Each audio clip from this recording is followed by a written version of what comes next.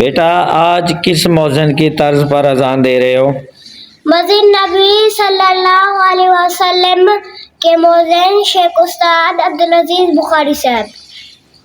तो जी देखने वालों, सुनने वालों, नाजरीन, इंशाअल्लाह आपको ये बच्चा हैरान कर देगा। शेख उस्ताद अब्दुल अजीज़ बुखारी साहब 1377 हिजरी की पुरानी अजान कदीम मदीना आपको ये बच्चा सुनाएगा और आपको इंशाअल्लाह पुराना वक़्त ज़रूर याद आएगा। वीडियो आखिर तक देखें, पूरी अजान सुने, लाइक शेयर करें, अच्छा सा कमेंट करें बच्चे के लिए।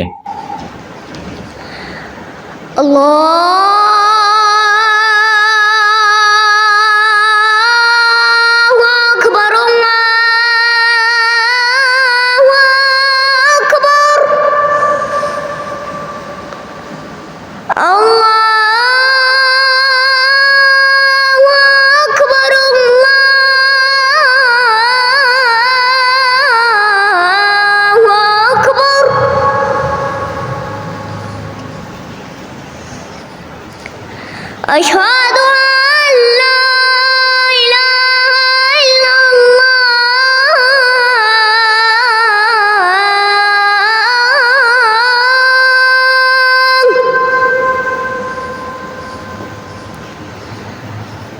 अशहदु अन ला इलाहा इल्लल्लाह।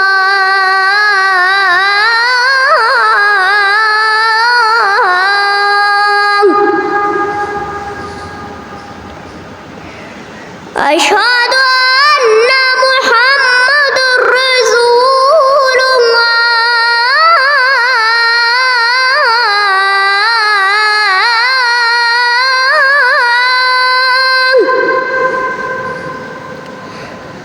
अशहदु अन्ना मुहम्मदुर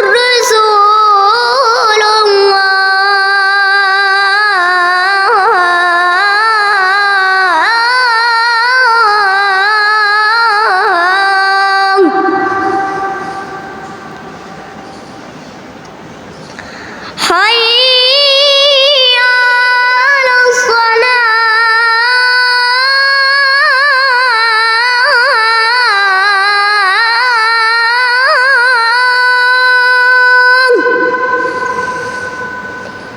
hayya alas salah।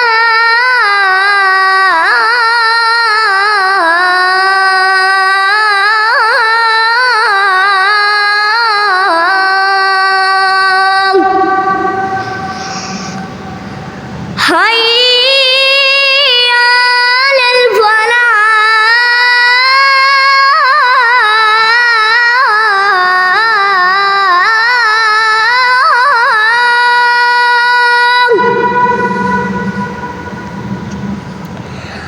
hayya alal falah।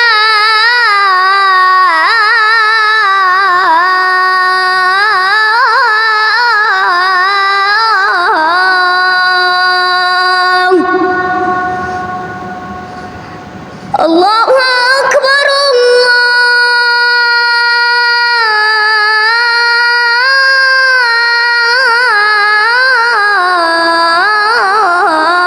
Allahu akbar, la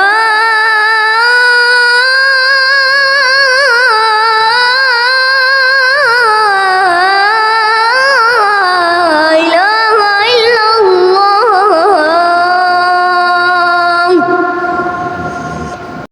तुम आज़ान